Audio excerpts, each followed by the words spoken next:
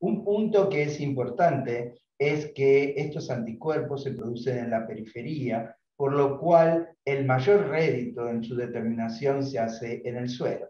Entonces, en el caso específico de la enfermedad por anti-MOG, lo que uno encuentra es la producción de anticuerpos contra la proteína, que en conjunción con las células T efectoras van a penetrar dentro del parénquima encefálico, van a afectar la proteína MOG y de esta forma producir el fenómeno de desmielinización.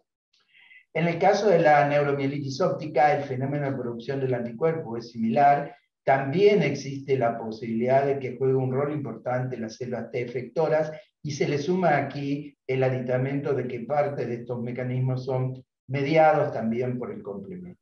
Todos estos elementos hacen de que los anticuerpos puedan penetrar dentro del parénquima encefálico, pero ya no atacando directamente al oligodendrocito en una primera instancia, sino atacando al astrocito, lo cual produce que ellos pierdan la capacidad de poder de alguna manera ayudar en la nutrición del oligo y el oligodendrocito la posibilidad de ayudar en la nutrición del axón. Por otra parte, estos astrocitos lo que hacen es habitualmente metabolizan el glutamato y al perderse los astrocitos, el glutamato como factor tóxico queda en la interfase y esto produce también parte del daño sobre los oligodendrocitos. Uno debe recordar que también en neuromielitis óptica participan otros elementos celulares, como pueden ser los eosinófilos o los neutrófilos, cada uno de los cuales tiene la capacidad de producir sustancias que son tóxicas para la miel. Pero en todo esto juega un rol importante la interleuquina 6. Y como ustedes pueden ver en este gráfico, la interleuquina 6 puede estar producida o puede tener impacto sobre múltiples poblaciones celulares, ya no solamente poblaciones inmunológicas, sino también en diferentes tejidos, en los cuales o bien puede secretarse o bien puede tener un impacto importante. En términos generales, uno puede decir que la interleuquina 6 es producida en el sitio donde se produce el fenómeno inflamatorio. En el caso de la neuromielitis óptica, lo que sucede es que interleuquina 6 va a ser importante para la diferenciación de las células T en conjunto con interleuquina 23 para la producción de células TH17 que van a ser capaces de secretar interleuquina 17. Por otra parte, la interleuquina 6 va a colaborar, va a ser un factor trófico para que estas células B se transformen en plasmoblastos, produzcan a su vez anticuerpos que en este caso van a estar dirigidos contra la proteína MOG o contra el canal de agua de aquaporina 4 en el caso de la neuromielitis óptica. Por lo tanto, la interleuquina 6 juega un rol preponderante tanto en la producción de anticuerpos específicos contra distintas estructuras celulares del astrocito o del oligodendrocito, como en la diferenciación de las células T. Esto contribuye a que esos anticuerpos y que a su vez también los plasmoblastos puedan pasar al parénquima encefálico y, como dijimos, atacar, en el caso de la neuromielitis óptica, la aquaporina 4 que se encuentra en el pie de los astrocitos y desencadenar la cascada de desmielinización y de daño neuronal que se suscita en el sistema nervioso central. La neuromielitis óptica es una enfermedad seria, grave, que actúa fundamentalmente en cada uno de sus ataques. No tiene progresión en la mayor parte de los casos, como en la esclerosis múltiple. Solamente se estima que un 5 o un 10% de los pacientes con neuromielitis óptica pueden tener una forma progresiva, pero sí tiene un efecto muy deleterio en cada una de sus exacerbaciones. Y así se estima que en un lapso de 5 años, aproximadamente un 50% de los pacientes con neuromielitis óptica requieren el uso de silla de ruedas y más del 60% están ciegos. Si uno lo compara con lo que sucede en la esclerosis múltiple, en una mediana de 15 años llegan a tener un apoyo unilateral, o sea, sustancialmente menor el daño, sustancialmente más largo el tiempo en el cual ese daño se produce. Lo que habla de que estamos frente a una enfermedad grave que requiere un tratamiento efectivo lo más rápido posible. Para demostrar que interleuquina 6 tiene un rol importante En el caso de la neuromielitis óptica, cuando uno compara qué sucede con los niveles de interleuquina 6 en los pacientes con neuromielitis óptica, ustedes pueden ver que es sustancialmente mayor a lo que se puede observar en otras enfermedades neurológicas no inflamatorias. Si uno compara ahora los niveles de interleuquina 6 con esclerosis múltiple a brotes y remisiones, con esclerosis múltiple primaria progresiva o con otras enfermedades neurológicas no inflamatorias, nuevamente uno puede ver que los niveles de interleuquina 6 en la neuromielitis óptica o neuromielitis óptica spectrum disorder es significativamente mayor que en todas las otras entidades. Y finalmente, si uno pone en contexto qué sucede con interleuquina 6 en pacientes que tienen anticuerpos dirigidos contra la proteína MOG, en pacientes que padecen neuromielitis óptica y los compara con pacientes en esclerosis múltiple o individuos controles.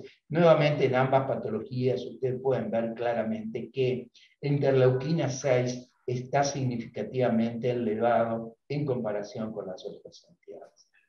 También existe la posibilidad de evaluar qué sucede con la gravedad de cada una de estas exacerbaciones en la neuromielitis óptica y la relación que esto guarda con interleuquina 6.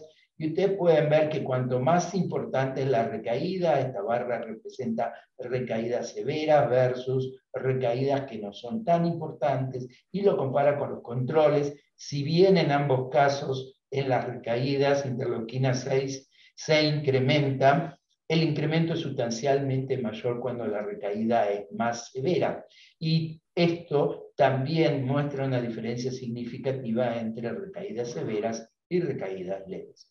Si uno se va a ver qué sucede con los niveles de interleuquina 6 en función de la recuperación que tienen estos pacientes en cuanto a su discapacidad después de una exacerbación, y esto está medido por la escala de EDSS, ustedes pueden ver que cuanto menor es la concentración de interleuquina 6, mayor es el grado de recuperación. Esto es grado de recuperación por recaída. Mientras que cuando la interleuquina 6 se encuentra en concentraciones elevadas, el grado de recuperación que tienen, vale decir, la mayor secuela que estos pacientes adquieren, es más importante. O sea, tienen menos recuperación que los pacientes que tienen interleuquina 6. O sea, todos estos elementos muestran que interleuquina 6 juega un rol importante en la neuromielitis óptica. Por lo tanto, uno podría pensar que neutralizando la interleuquina 6 o neutralizando su receptor, mucho más específicamente, uno podría tener un impacto significativo sobre la evolución de la neuromielitis óptica. Básicamente lo que uno debería poder hacer es, interleuquina 6 tiene una cadena que es común a muchas citoquinas, que es GP130, y tiene una cadena que es propia a ella.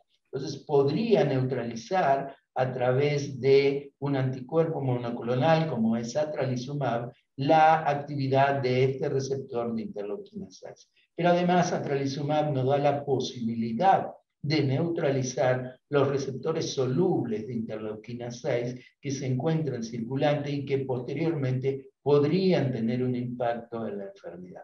Entonces, tanto la inhibición del receptor unido a la membrana como de los receptores que son solubles nos permiten tener un impacto en el bloqueo de la secreción de interleuquina 6.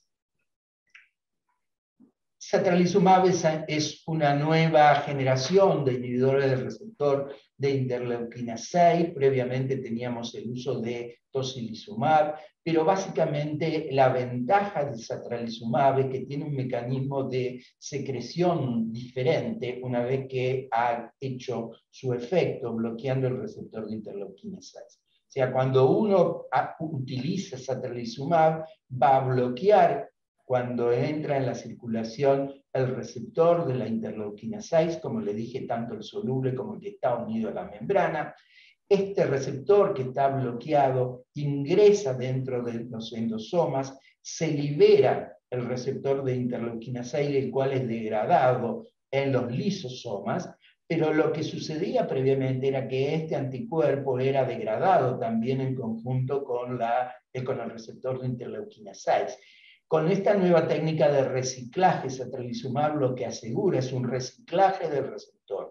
Este receptor puede salir, puede ser reutilizado, reciclado y puede actuar nuevamente. Entonces, la gran ventaja de utilizar satralizumab radica en esta nueva técnica de reciclaje, de tecnología de reciclaje, la cual es diferente a la que se venía utilizando previamente con tocilizumab.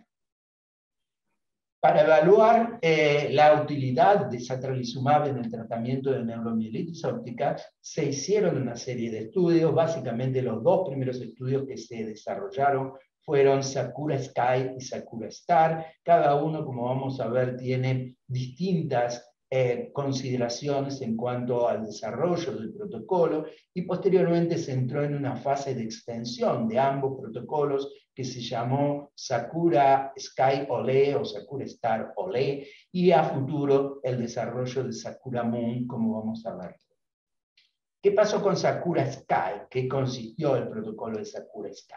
Sakura Sky fue un protocolo diseñado en donde una de las ramas utilizaba satralizumab más una droga inmunosupresora. O sea, en este protocolo se permitía la utilización de drogas inmunosupresoras asociadas a satralizumab. Fue un estudio add-on, mientras que la otra rama utilizaba placebo, también con la droga inmunosupresora que ese paciente venía recibiendo. Los pacientes estaban entre 12 y 74 años, cumplían en ambos casos los criterios que están definidos para la neuromielitis óptica spectrum disorder del año 2015, habían tenido más de 2 episodios en los últimos 2 años, tenían un EDSS era hasta 6.5 y podían continuar, como les dije, recibiendo algunos de los inmunosupresores que hasta el momento recibían. En ese momento eran básicamente azatioprina, micofenolato y corticosteroides. El término de definición del estudio fue un poco diferente a algunos de los habituales, en donde se pone un espacio de tiempo determinado durante el cual se van a seguir los pacientes. Aquí lo que se puso como finalización del estudio fue el cumplimiento de una determinada cantidad de recaídas, que en este caso fueron calculadas como 26. En ese momento se rompió el ciego y todos los pacientes entraron en un periodo de extensión abierta donde continuaban recibiendo satralizumab y el inmunosupresor que recibían previamente. Vale decir, esta rama placebo se acopló a recibir satralizumab en un periodo de extensión abierta. Como pueden ver, en términos generales, las dos cohortes eran generalmente bastante similares en edad, en sexo, en la edad de presentación, en la presencia de anticuerpos de pacientes que eran anticuerpos positivos, y la mayoría de los pacientes recibían o bien corticosteroides o azatioprina o micofenolato o la asociación de azatioprina y micofenolato más corticosteroides. ¿Qué resultados se obtuvieron? El endpoint primario, como les dije previamente, era el desarrollo de una determinada cantidad de recaídas, y cuando se alcanzó ese periodo, se dijo que, o se observó que los pacientes que recibían satralizumab tenían una sustancial reducción del riesgo en comparación con los pacientes que recibían placebo, lo cual hablaba de una reducción relativa de alrededor del 62%. Ahora bien, si uno toma los pacientes que eran aquaporina 4 positivos, esta reducción de riesgo era mayor. Ustedes pueden ver que a las 48 semanas era del 92%, a las 96 semanas el 92%, posteriormente cayó un poco, pero igualmente la reducción del riesgo fue altamente significativa en comparación con el grupo placebo, sugiriendo que en estos pacientes, aquellos que son aquaporina 4 positivos, la molécula va a tener un mayor impacto que en aquellos que son negativos. Los efectos colaterales que se vieron son los que habitualmente uno puede ver con la mayor parte de los inmunosupresores. Como ustedes pueden ver, la existencia de algunas infecciones del tracto aéreo superior, fundamentalmente como principal efecto colateral. Obviamente esto condicionado por la mayor incidencia de leucopenia en comparación con el grupo control. Más allá de eso, no hubo otro tipo de efectos colaterales que puedan ser significativos para este grupo de pacientes. Esto fue lo que sucedió con Sakura Sky. ¿Qué sucedió con Sakura Star? En Sakura Star, el protocolo comprendía dos ramas, una satralizumab, como en el esquema previo, en 120 miligramos, igual dosis, y otra rama que era solamente placebo, o sea, aquí no estaba autorizado el uso de fármacos inmunosupresores asociados. Vale decir, los pacientes debían cumplir una determinada cantidad de recaídas, como la anterior. Aquí se incrementó, el número fue de 44 recaídas. Cuando se cumplía ese número de 44 recaídas, se interrumpía el doble ciego, o bien, si no se alcanzaba eso, cuando el último paciente enrolado llevaba más de 1 año y medio de evolución, se interrumpía el ciego y se realizaba la evaluación. Luego de roto el ciego, los pacientes entraban en una etapa abierta, en donde todos pasaban a recibir satralizumab en la misma dosis de 120 miligramos. Como ustedes pueden ver, nuevamente los dos cohortes, tanto el de satralizumab como el de placebo, eran bastante similares. Satralizumab tenía un poco más de pacientes que en número, pero no así en porcentaje, que eran acuaporina 4 positivos, pero en términos generales estaban muy bien macheados para permitir obtener conclusiones que fueran significativas. Y como vimos en el Sakura previo, lo que se observó fue que cuando se comparaba en este caso el grupo placebo con respecto al grupo que recibía satralizumab, se veía una sustancial reducción del riesgo de nuevas exacerbaciones. Estos son proporción de pacientes que están libres de recaídas, o sea, el 55%, hay una reducción del 55% en el número de pacientes que están libres de recaídas cuando los pacientes reciben terapia con satralizumab en comparación cuando reciben placebo. Si uno se fija qué sucede en los pacientes seropositivos, nuevamente esta reducción del riesgo fue significativamente mayor en los pacientes que fueron acuaporina 4 positivos en comparación con los cuando recibían satralizumab, en comparación con los pacientes que recibían placebo. Vale decir que en ambos estudios, Sakura, se puede mostrar que sobre los pacientes que son acuaporina 4 positivos, el efecto farmacológico de la molécula es significativamente mayor. Nuevamente, cuando uno habla de la posibilidad de tener efectos colaterales, las infecciones son las que predominan en función fundamentalmente tanto de infecciones del tracto urinario como en función de infecciones de las vías aéreas superiores, al igual que se había observado en el estudio previo, y la posibilidad de tener algunos otros efectos colaterales menores no cambiaba significativamente con la enfermedad.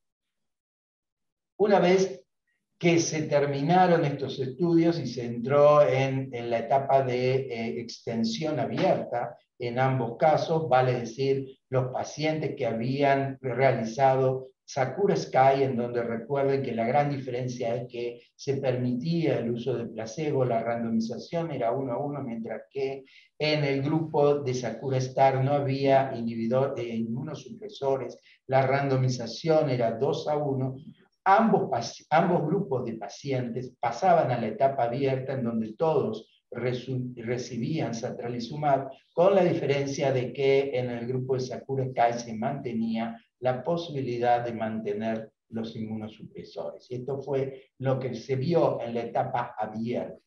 Como ustedes pueden ver, la eficacia de satralizumab se mantuvo en el tiempo en una alta proporción de pacientes que estuvieron libres de recaídas después de más de 3 años y medio de seguimiento. En Sakura Sky alrededor del 71%, en Sakura Star algo parecido, 73% de los pacientes estuvieron libres de recaídas después de este periodo de tiempo.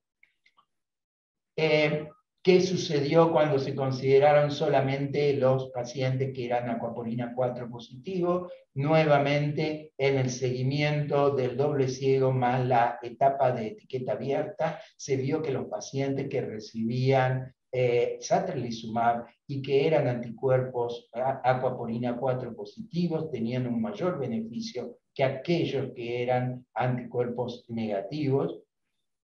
Y a futuro lo que se planea es extender estos estudios tratando de evaluar fundamentalmente a través de 3 estudios capitales. Sakura Moon va a estudiar en un solo brazo la eficacia y seguridad a largo plazo de satralizumab en los pacientes que se enrolaron en el periodo de extensión abierta, tanto en Sakura Sky como en Sakura Star. Sakura Bonsai va a estudiar satralizumab en pacientes que son fundamentalmente acuaporina 4 positivo y que no tuvieron una respuesta adecuada al uso previo de rituximab, que era el fármaco que clásicamente utilizábamos en el tratamiento de estos pacientes. Y finalmente, Sakura Zoom es un estudio para evaluar la eficacia y seguridad, la tolerabilidad, la farmacocinética, la farmacodinamia de satralizumab en pacientes pediátricos. O sea que estos 3 estudios que están en curso nos van a permitir tener una mayor información sobre el impacto de satralizumab en pacientes con neuromielitis óptica. En resumen, neuromielitis óptica es una enfermedad autoinmune que no es tan frecuente como la esclerosis múltiple, pero que es altamente agresiva, fundamentalmente comprometiendo el nervio óptico y la médula espinal, si bien hay otras estructuras que pueden ser comprometidas. La señalización de interleuquina 6 impulsa la inflamación autoinmune, actuando tanto sobre las células T como sobre las células B. Satralizumab bloquea el receptor de interleuquina 6 y con eso, en 2 ensayos fase 3, Sakura Sky y Sakura Star, se puede demostrar que puede tener un impacto positivo sobre el curso de la enfermedad.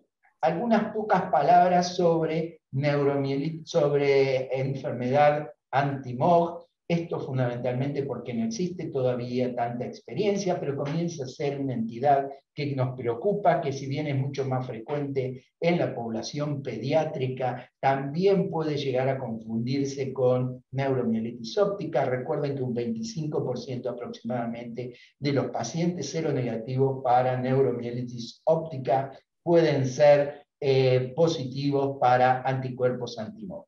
Y anti-MOG se asocia a una serie, o puede desarrollar a futuro, o puede asociarse a una serie de entidades que comprometen el sistema nervioso central, como pueden ser la encefalitis por anticuerpos contra el receptor de NMDA, como puede ser la ADEM, la posibilidad de desarrollar neuritis óptica bilateral, la posibilidad de estar asociado, desarrollarse o ser confundida fundamentalmente con neuromielitis óptica y ser confundida con esclerosis múltiple. Esto debe ser tenido muy en cuenta porque el error diagnóstico puede llevar a situaciones que pueden ser desgraciadas en cuanto al tratamiento inadecuado que puedan recibir estos pacientes. Y fundamentalmente la confusión con neuromielitis óptica surge porque, al igual que ella, tiene algunos caracteres parecidos, como es la presencia de lesiones medulares extensas de más de 3 centímetros y la posibilidad del compromiso de los nervios ópticos. Hay otras diferencias que podemos discutir posteriormente durante las preguntas. ¿Por qué MOG? MOG es una proteína, como le dije, la más externa de la mielina, tiene alta capacidad de ser atacada por distintos tipos de anticuerpos, por los distintos tipos celulares, y entonces la destrucción de MOG y consiguientemente la destrucción de mielina puede producirse por diferentes mecanismos. El primer mecanismo es que las células NK actúen sobre la proteína MOG, induciendo la muerte.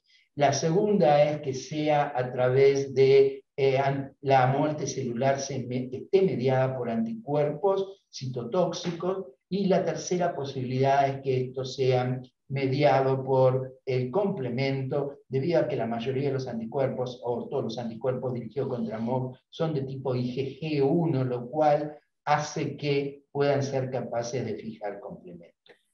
¿Cómo puedo saber que MOG, anticuerpos anti-MOG, es un factor que puede producir desmielinización? Esto se ha visto en un modelo animal, donde lo que se hace es se separan los anticuerpos de los pacientes, se los purifica y en conjunto con células T específicas para MOG o para otras proteínas que tienen la función de aumentar la permeabilidad de la barrera hematoencefálica, se lo transfiere a animales sanos. Estos animales sanos finalmente lo que van a desarrollar es un fenómeno de desmielinización con gran depósito de complementos, depósito de células T y depósitos de anticuerpos. De forma tal que esto corrobora que los anticuerpos contra MOG son patogénicos, produciendo enfermedades mielinizantes. Se han intentado distintos tipos de fármacos para tratar de controlar la enfermedad mediada por anticuerpos anti-MOG. Y ustedes pueden ver que si uno toma la tasa anual de recaída o la discapacidad que tienen esos pacientes, medida por el EDSS, en todos los casos la respuesta, ya sea con interferón, azathioprina, micofenolato, rituximab o inmunoglobulinas, es un tanto errático. Tal vez las inmunoglobulinas hayan sido el mayor elemento que ha permitido disminuir la tasa anual de recaída, no tan efectiva cuando uno lo que se fija es qué pasó con el score de discapacidad. Si uno trata de ver qué sucede con rituximab en los pacientes que han recibido, que tienen enfermedad por anti-MOG y que han recibido rituximab, ustedes pueden ver que claramente rituximab disminuye la tasa de recaídas, esto es porcentaje de pacientes que están libres de recaídas, y si uno se fija qué pasa con los pacientes que no han recibido tratamiento previo, versus aquellos pacientes que han recibido exposición previa a algún inmunosupresor, eso es que la exposición a algún tipo de inmunosupresor reduce sustancialmente el porcentaje de pacientes que han podido ser afectados. Como para finalizar en el último gráfico, mostrarles qué sucede cuando estos pacientes son expuestos, distintos grupos de pacientes son expuestos a tocilizumab, que como les dije es otro bloqueante, antiguo bloqueante del receptor de interleuquina 6. Fíjense que los pacientes que tenían enfermedad anti-MOG expuestos a tocilizumab reducían significativamente la tasa anual de recaída. Este es el total de pacientes tratados por 2 años. Esto representa pacientes que habían sido tratados por al menos 12 meses y en ambos casos se ve que el tratamiento con un inhibidor del receptor de interleuquina 6 disminuye sustancialmente la tasa anual de recaída. Lo mismo sucede en los pacientes que tenían NMO y que eran acuaporina 4 positivos. Lo mismo sucede en los pacientes que eran doble negativos, tanto para acuaporina 4 como para anti-MOG. Y si uno toma el total de estas 3 poblaciones, uno puede ver que el uso de un bloqueante, en este caso tocilizumab, del receptor de interleuquina 6, disminuye sustancialmente la tasa anual de recaída en estos pacientes tratados por 2 años o por al menos 12 meses, ya resulta suficiente como para producir ese efecto.